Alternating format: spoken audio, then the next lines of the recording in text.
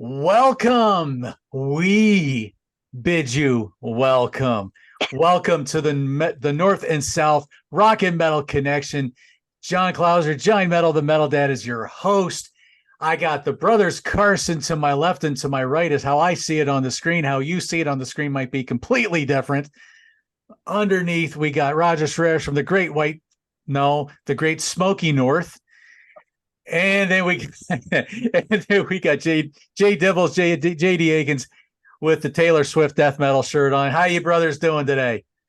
Woo, man, I'm feeling awesome. Good. Fired up. Firing up. Jason. Burning. Doing well. All Doing well. right. Just a little tired. I hear you. Burning. Yeah. Yep. Lots. Yeah. There's ashes everywhere. I Just can a random imagine. fact. I was telling this to the guys before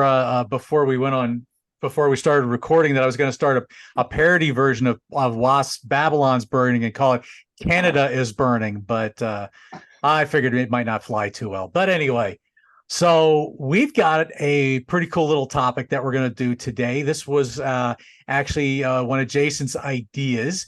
So Jason, if you just want to tell us what the idea was, and then we'll kind of kick off we're only going to do two choices each. But Jason, I kind of wanted to let you do your definition of what our title is today. Well, the way I saw it is everyone has heard of the sophomore jinx, whether it be in metal, rock, country, pop, across the board. You've heard of the sophomore jinx, where a very popular band who had a dynamite debut album releases their second album and it utterly flops. Well, my idea was to find the second albums released by bands that are our favorites that didn't flop, that were commercially successful and were as good, sometimes considered better than the debut record. It doesn't have to sell as many records as the first record, but it should be considered a commercial success and a critical success. The critics didn't pan it and say it was garbage. So I mean, that is the basis of what we're doing tonight. Okay. So there you go. The not so sophomore jinx. That's what we're going to call the show today. So with that said, let's see. Let's turn to Jason's brother Ben to kick us off with his first choice. All right. So I knew right away that this was going to be the album that I picked for this show. Hoping that nobody else had it picked, and we didn't. So I get the shot at it. And that is from 1981, Killers by Iron Maiden. Many of your hardcore older Maiden fans will say this was their last good album. A lot of people were not happy when Paul Di'Anno left the band. A lot of people didn't like how they changed the style of their the theme and the style of the band with Number of the Beast, which followed this one. And they said this was their last great album. I agree, it's a great album. However, I do love every single album that's followed that. This one's just no pun intended, this is a killer album. It's chock full of good hits. Wrathchild, Murders in the Rue Morgue, Another Life. I believe Another Life may be one of the first few songs that Maiden did that featured the signature gallop sound. I mean, it's in there. Very early style Maiden. First album that featured Adrian Smith on the guitar, and last album that featured Paul Di'Anno singing vocals. Excellent song, not a weak track on it. There is a bit of a different track. I think it's Prodigal Son, has more of like a progressive sound to it. Harkens back to bands of the 70s that Steve Harris loves, Wishbone Ash, Yes, bands like that. It sounds very similar to them, but it's not a bad song. It's just different than everything else they've done before or since. So My number one pick for best sophomore album, Killers by Iron Maiden. All right. Solid kickoff. Roger, let's go with you. I decided to not pick Metallica because that was the easy pick, obviously. So I decided to pick something from my childhood that got me through angry times. The lyrics are very angry. I'm not even going to say them on the show because it's a family show, kind of. And Doggone you, Roger. that is Slipknot, Iowa. Okay. Doggone you, Roger. I didn't pick Metallica because I knew you were going to pick Metallica. Well, now you could pick Metallica. All right, but hey, tell us about Iowa, brother. Let's hear it. Well, their debut kind of really blew everything out of the water. And then this just improved on everything that they did with their debut. And they haven't really copied the magic since to hardcore fans. They have like I don't even know how to describe this album. It's so crazy. The lyrics they helped me through some crazy times, especially people equal poop. I kind of live by that motto sometimes because this planet's, but yeah, Left Behind, that helped me through some times when my father wasn't around. A little bit about me there. And My Plague, that's another one that got me through angry times. But yeah, and then the title track is just some crazy, just I don't even know how to describe it. And as you can tell, I'm kind of winging it, but I wanted to speak from the heart. Oh, What I do. exactly. I don't It's even awesome know, to me. but yeah, I remember when I heard some of those songs live. Finally, I was like, "Wow, my life's almost complete." Until I see Metallica, and then yeah. Anyway, that's All it for right. me. I'm Okay. blabbing. All right. Nothing wrong with that. That's good. Another good pick. All right, JD. Let's Give you hear a it. big Let's hug hear right you. now, Roger. Yeah, man. Well, We need that. We need that loving look that Ben had in the thumbnail of the last video when he was looking at JD. So we need one of those kind of things. Oh yeah, that was great. That was. I look back and I want like when you posted that, like when the screen when it shot and I saw it, my first thought was, I was like, that right there, that's the shot right there. That's the shot right there. That's the one. That's the one. Yeah, that would be my claim to fame. It's Ben's loving gaze at me for. Okay. That's great. Go ahead, JD. To what Roger said, an album from his youth. This was an album that came out in May of 2005. So by the time I think I heard this, I had just started high school, and I was kind of familiar with sort of like like the guess you can call it like the pop punk sound. I mean, I didn't really listen to a whole lot of pop punk back then, but this was, and to me, my gateway. And the album is From Under the Court Tree by Fall Out Boy. Okay. Yeah, I mean, I was never an emo kid.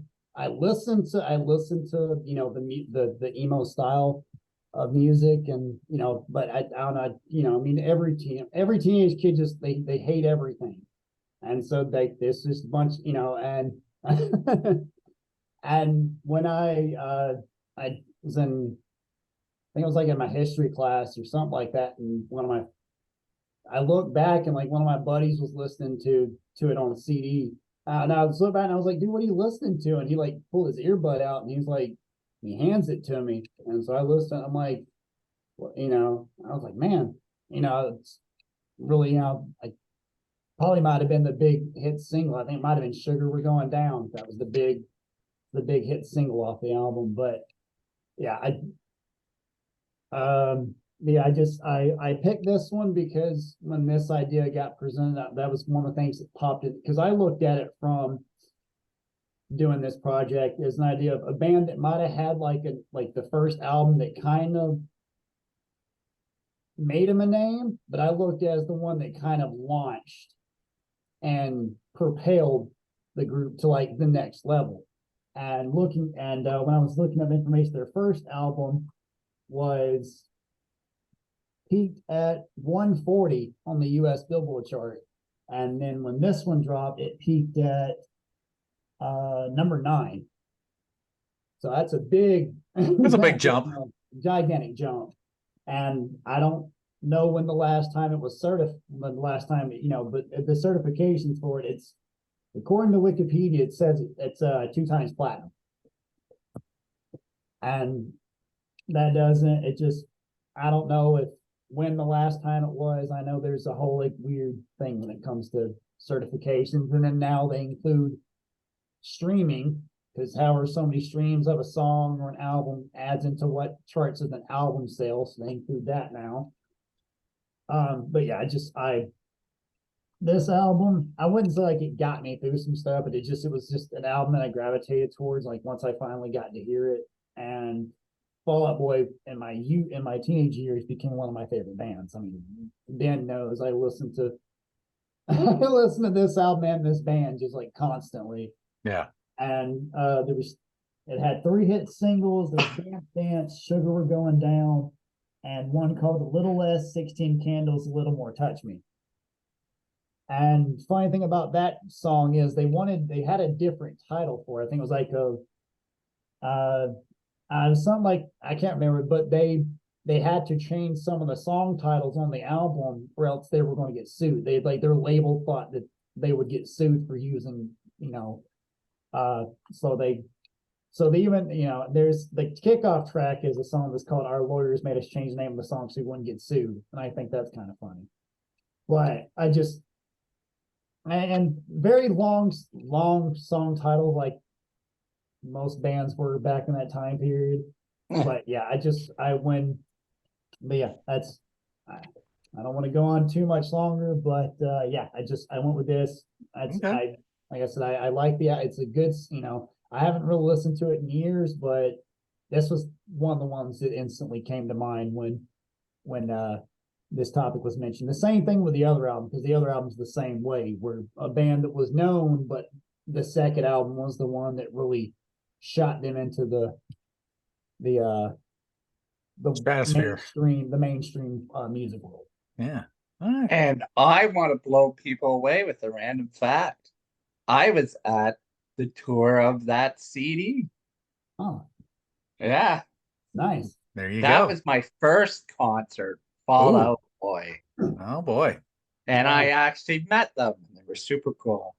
That's cool. Yeah. Patrick right. was super shy. Yeah. But, yeah. All I right. love that album too. Solid choice, JD, as always. Good stuff. All right. The creator of this topic, Jason, go for it. Well, my 2 are going to be not as obscure, I guess, as some of your guys' picks. Mine are going to be a little bit more mainstream, but the reason is because these are 2 of my absolute favorite records of all time. And my first pick was released April 15th, 1974. So we're going back a ways. But it is Second Helping by Leonard Skinner. It it peaked at number 12 on Billboard. It was certified gold September 20th of 1974 and was certified double platinum on July 21st, 1987. So, I mean, it was a very high selling record. And if you look at the original 8 tracks that were released on vinyl in 74, there is not a bad song on this record. I mean, we start side 1, track 1, Sweet Home Alabama. Then you got I Need You, Don't Ask Me No Questions, Working for MCA. Then you flip it and you've got The Ballad of Curtis Lowe, Swamp Music, The Needle and the Spoon, and Call Me the Breeze. Every track on it is phenomenal. This was a band who, the first record, they were kind of raw and a little wild, but still amazing. This record is them putting a little bit more polish on it, a little bit more spit and polish, shine it up a little bit better, and it's the sound of a band really coming into their own sonically. I think that this album really shows that they had found their sound and what they wanted to present to the world as Lynyrd Skynyrd. And it really is, it's been one of my all-time favorite records since the first time I heard it. And it just so happened that it's their second record. So it fit this list. And so I felt it had to be on here. So that's my choice. Great choice. All right. So my first choice, I'm going to kind of change up what I told you guys in the thing. So I'm going to kind of throw you off a little bit because I after listening to this one again, I'm like, oh no, I think let's not go something that's completely predictable. So this particular album came out 31 years ago, September 29th, 1992. This album would peak at number 6 on the Billboard charts, would eventually go, would eventually go 5 times platinum in the US. This band, though, had a couple of EPs prior to, but their first album, while not a bad album, it didn't quite propel to, the superstardom that this particular album went. However, that first album did have a very noticeable song that really got a lot of people's attention. And I'm talking about Alice in Chains, and I'm talking about the Dirt album. The prior album, Facelift, with Man in the Box, with that crazy talk box riff.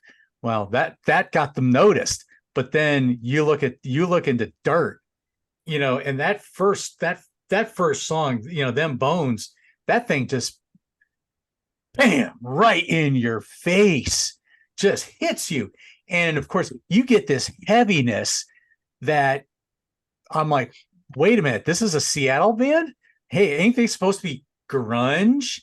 No, there's a lot more metal to Alice in Chains, maybe more doomy metal or something, but there's a lot of very Sabbathy kind of influence here.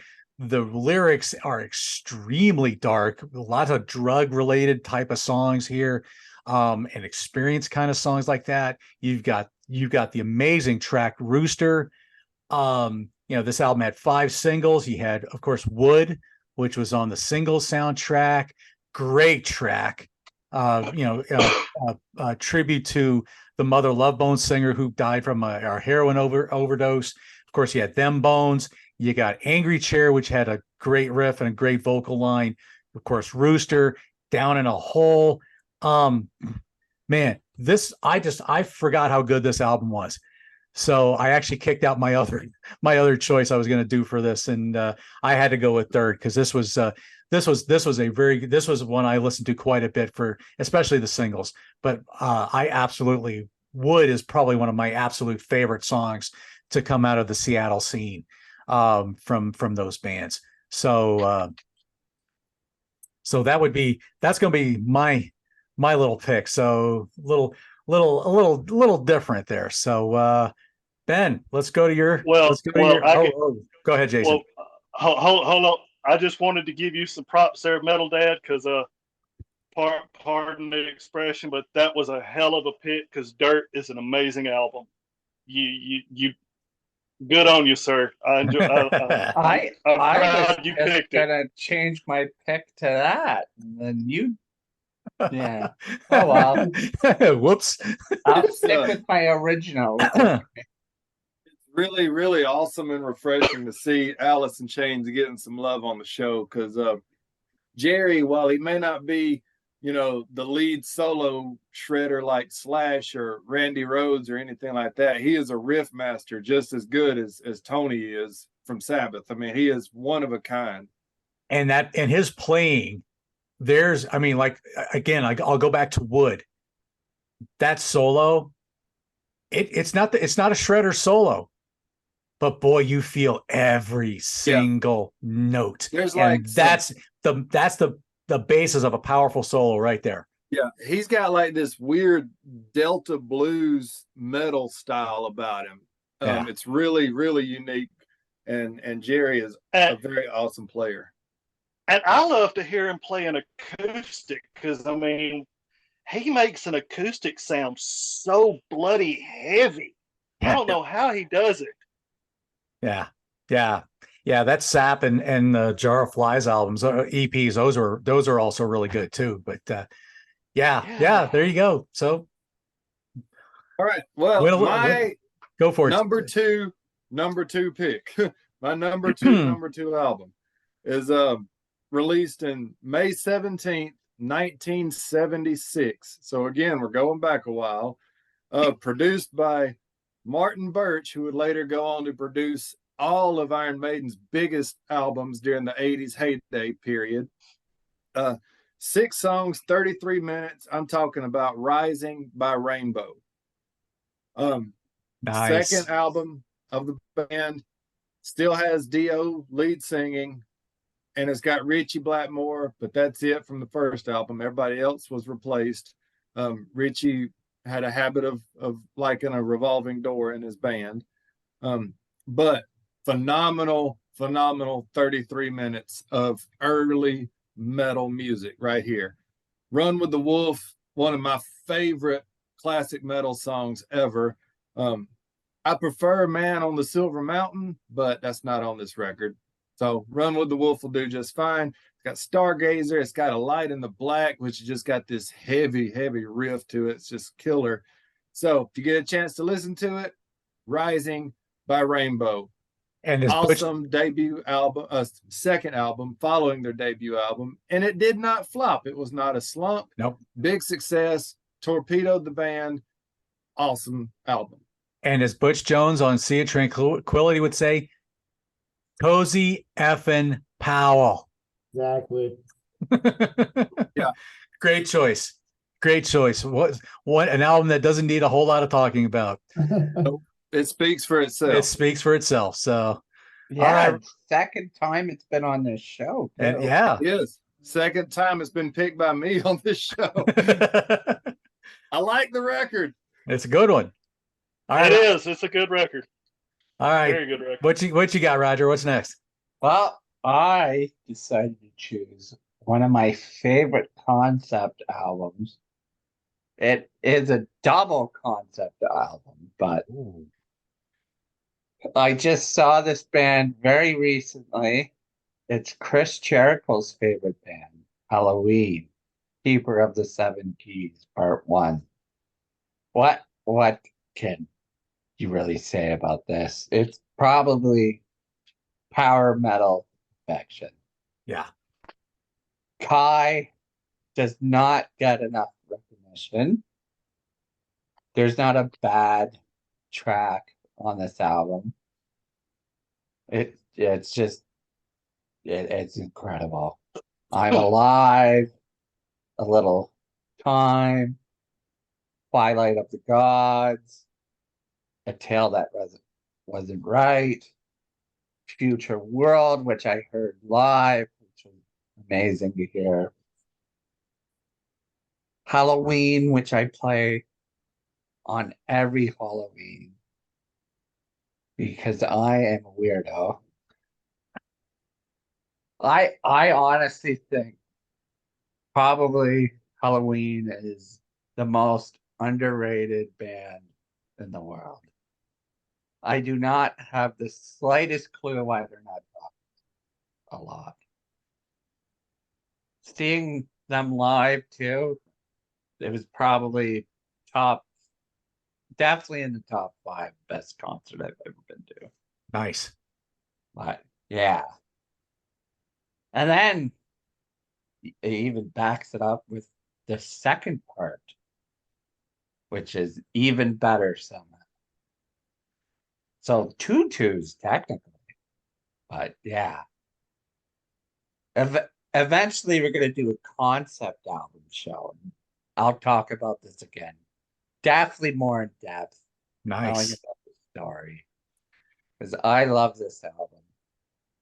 It's what got me into power metal too. That and Dragon Force, but we don't need to talk about that. Solid choice. Another album that speaks for itself. All right, J Devil. What we got? All right, still sticking to the 2000s. Somebody's got to. But got to. This one was released June 12th, 2007. Their first album didn't chart on the it charted Billboard, but it wasn't in the top 200. It hit a couple ones, but their follow-up album peaked at number, sadly, 15. I thought it would be a little bit higher, but then it was 4 on the top 2, my bad, number 2 on top alternatives and 4 on top rock albums. And this band is, I would put them as, to me, as a favorite band. I've been a huge fan of it and been following the band probably since May, about the time that this album came out, and I've been a few lineup changes and stuff like that, but and they dropped an album at the beginning of the year, and I loved every second of it. And the album is Riot by Paramore. I was just gonna guess that to steal your thunder, but I figured I'd be nice. Yeah, I just, as much as I do love this one. I like this one just, to me, just it's I don't know, it's just, to me it's just so much better. Yeah, like I said, I've been here, and recently got to finally, after all these years, I recently got to see them in concert, and it was amazing. I loved every second of it. I screamed practically I wouldn't say every word, but I didn't know. I knew the majority of this. There were a few songs that I didn't know all the words of, but and to this, they were touring off the new album, which I thought was 10 tracks on their new album. They did 8 of that, so I thought that was pretty cool. The fact that they heavily, use that, but had 4 singles. You had That's All You Get, Hallelujah, Crush, and obviously their big hit, Misery Business, which that's the one that broke them. At least everybody knows that one song by them. Yeah. And that's the one that always gets the loudest crowd noise. And they took it out of the set for years because of there's a line in the song that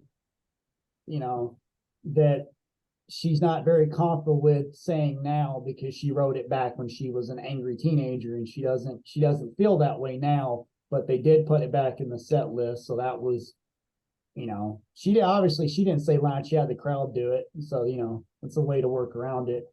But yeah, you got 11 tracks, 38, about almost 39 minutes. So it's compact, and it's just I love this album like to death. I this, like I said, like these two made up a lot of my my teenage soundtrack was a lot of this and a couple other bands, but yeah, and I think I could wrap up your teenage life with those two albums, City of and Evil and The Black Parade. wait, what was the other one you said? The Black Parade. Oh, not the one before that. Oh, City of Evil. Yeah, between that or there's Sevenfold self-titled. Yeah.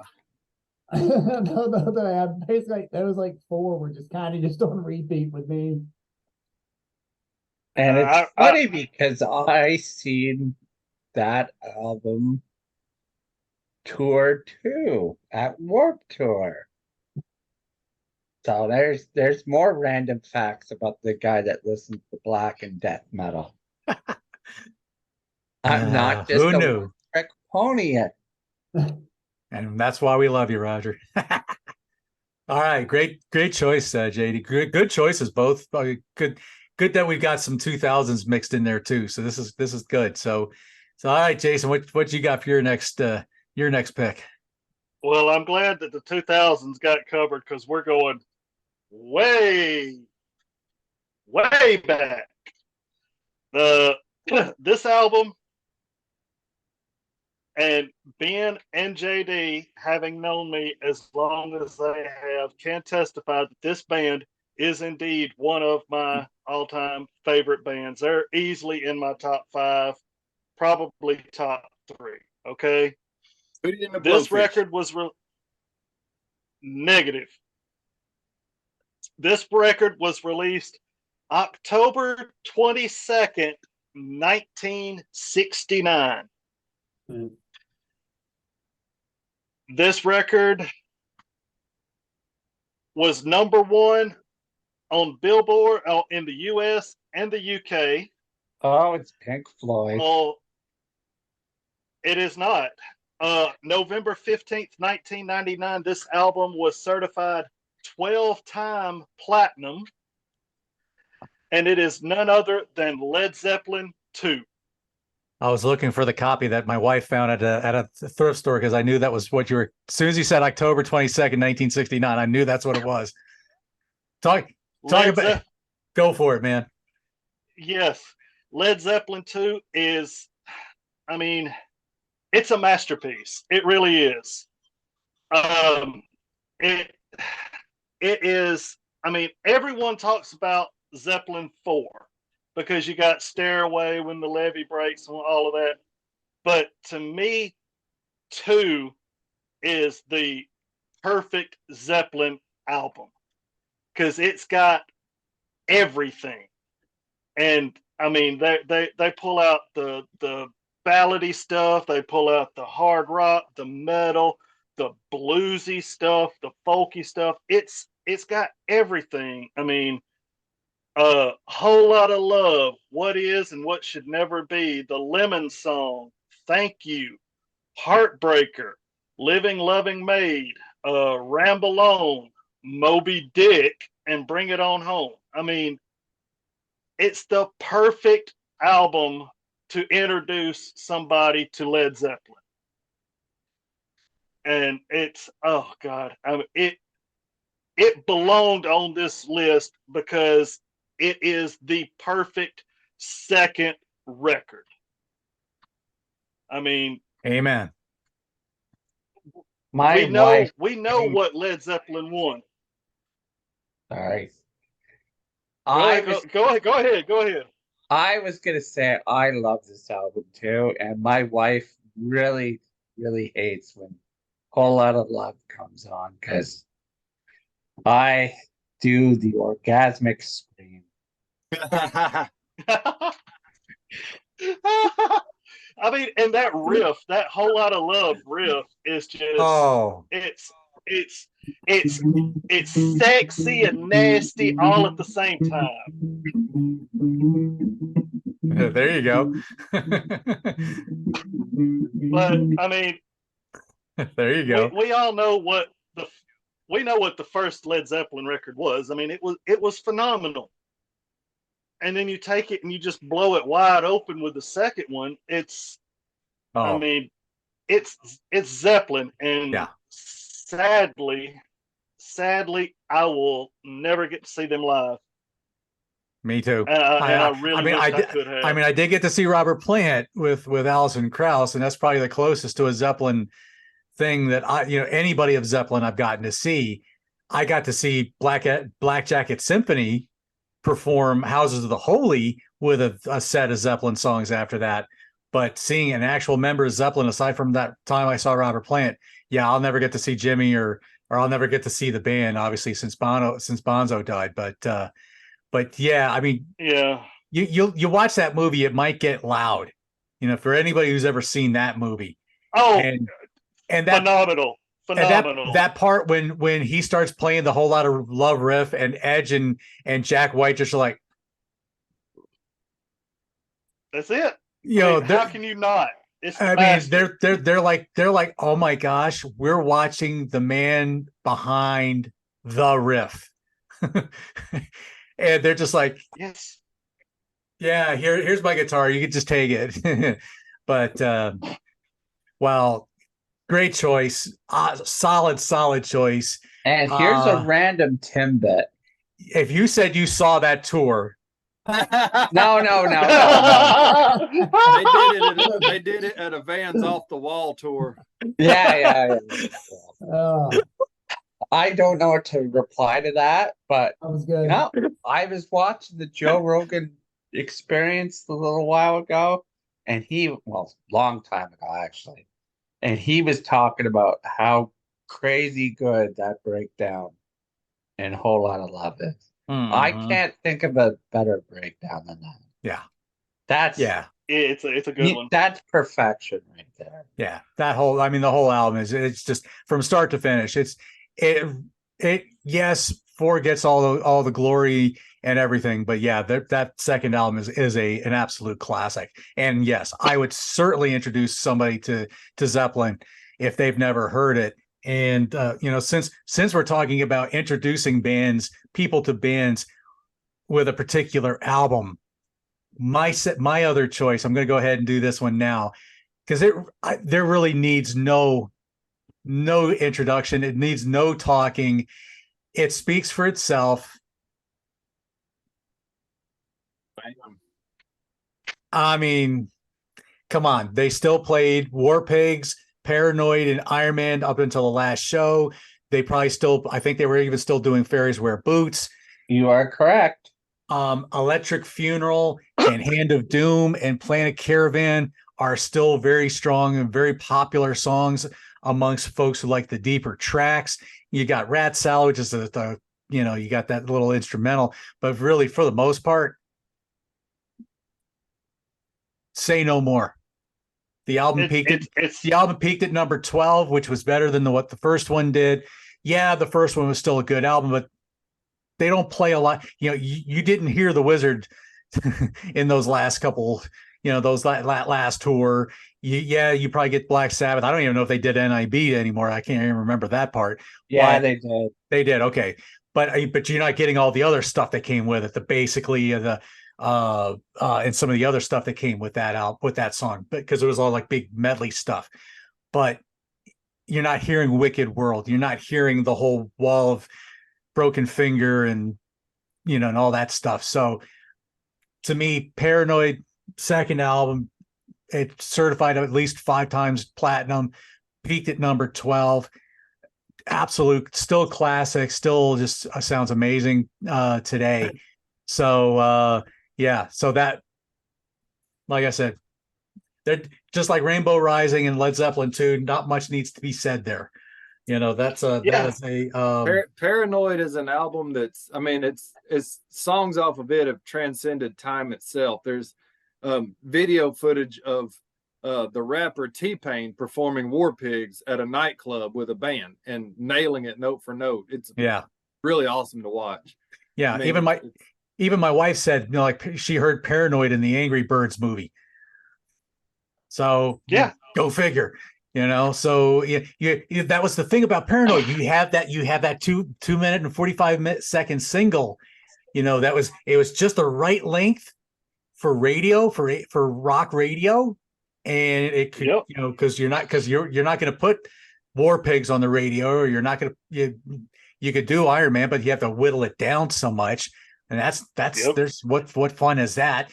Paranoid was the perfect radio single length. That didn't need any editing, so it was a perfect video. So perfect song. So wow, there you go. Great. Yeah, and Great. and I will You've I heard will say that Paranoid was in the running for my second pick. Just to let y'all know, my second pick, the ones I had up for it was going to be Led Zeppelin 2, Metallica Ride the Lightning, Black Sabbath Paranoid, or the Smashing Pumpkins Siamese Dream. That was what was in the running for my second pick. Mm-hmm. And I had to go with Zeppelin because Zeppelin is just, I mean, they've been with me for forever. Yeah. I Same here. had to go with Zeppelin. But, Yeah, I had. But I mean, Sabbath is a devastatingly good pick. It's a phenomenal album that, as you said, if you're gonna introduce somebody to Black Sabbath that's never listened to them before, that is an album to give them. Yep. Without a doubt. Yep. There's a reason Ozzy plays that on his solo stuff. Yep. That's the last song he plays. Go ahead, JD. Yeah, I had before I went with my first choice. Well, I had I had a couple other ones that were like thrown out there. I had Foo Fighters, The Color and the Shape. So Okay. that was It's a good I had, record. like My Hero and Everlong. Because I've gotten into this really big Foo Fighters kick lately, which their new album is it's wonderful. And oh my gosh, I had Black Veil Bride Set the World on Fire because that was the one that was Good album. That was the one. I'd heard like a little bit of their stuff before, but I wasn't all on board of it. But that one, I heard that, and that, so that was another one that I had kind of like, but I went with these two because I had there's a little theme why I picked these two. Great album. And they're great choices. But I had an overarching theme of why I picked these two albums, and it goes with the shirt that I'm wearing right now. Yeah, it says Taylor Swift for those who can't read black metal font. Yeah. My honorable mentions were Dirty Deeds Done Dirt Cheap and Hotter Than Hell by Kiss. Okay. Roger, did you have any other honorable mentions? Sure, why not? Brooks and Dunn, Hardworking Man. What was it? Brooks and Dunn, Hardworking Man. If my wife watches this, she'll smile at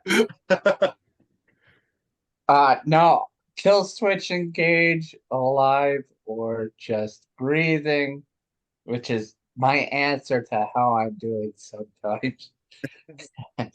And one of my favorite bands who are now gone and imploded into themselves like a neutron star. Every Time I Die. Gutter Phenomenon.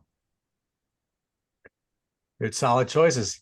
I think, the two that I was going to pick, one, I had to disqualify it because the debut actually outsold it. And that was Diary of a Madman. Well, just because the debut outsold it doesn't mean that you could. Well, but I don't think it didn't chart, and I don't think it charted as high as Blizzard either. But to me, I like Blizzard more, or I like Diary of a Madman a lot more than I like Blizzard of Oz actually. So, but I kind of had to disqualify it a little bit. But the other choice I was going to do would have been Motley Crue, Shout at the Devil. That would have been another one I would have done because that one actually catapulted the band quite a bit, and I don't care for Too Fast for Love quite so much. There's a couple of good tracks, but I don't like the whole album. The whole album is kind of nah. But anyway, so there you go. Not so sophomore Jinx. What about you guys out there watching this? You know, what are some of your not so favorite or your favorite not so sophomore Jinx albums? Tell us about them in the comments. Like, share, subscribe. You know, check these guys out. We're having a blast. We love doing these things for you guys. So for the brothers Carson, Ben and Jason, for Roger Serrers in the Great Smoky North. Who doesn't know what second album means? Because what I just said was their third album. So oops. And for Mr. J.D. Akins, Mr. J. Devils, rocking the hair. We were kind of liking the hair and the beard there, dude. Keep it going, brother. Yeah. So, man, thank you I'm guys. throwing a skullet. Look at that. There you go. And we got a skullet going on. So we got that. So, guys, thank you all for tuning in. Thank you all for participating in the show.